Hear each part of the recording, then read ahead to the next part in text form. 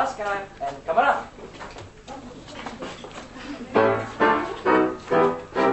Toen wij begonnen hadden wij voor minstens 100 man bestek. We hadden stelletjes voor olie, peper, zout.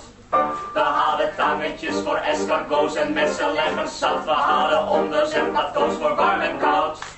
Toen wij begonnen, oh u had het moeten zien, het was zo mooi. Waar ging het fout? Toen wij begonnen, we lieten het geheel publiek erin. En daar ging het fout.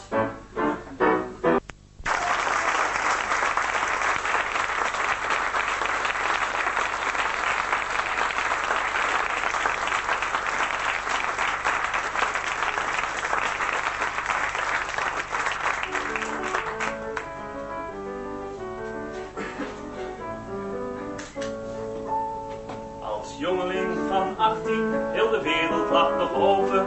Je dartelde de toekomst in en dacht nog lang niet na. Je flirte met het leven, je speelde door de dagen. Het enig storend element, de vragen van je pa. Zeg, dacht jij heel je leven zomaar pop te gaan verteren? Je ouders hadden zo gedacht, je moest maar gaan studeren.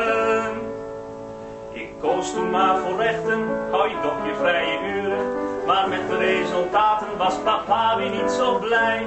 Ik bakte en de lamlul zou mijn toelage halveren. Hij zei, jij luie donder, neem er maar een baantje bij. Na veel sollicitaties en veel zeuren bij mijn vrienden, kwam ik in dit bedrijf waar ik mezelf totaal kan vinden.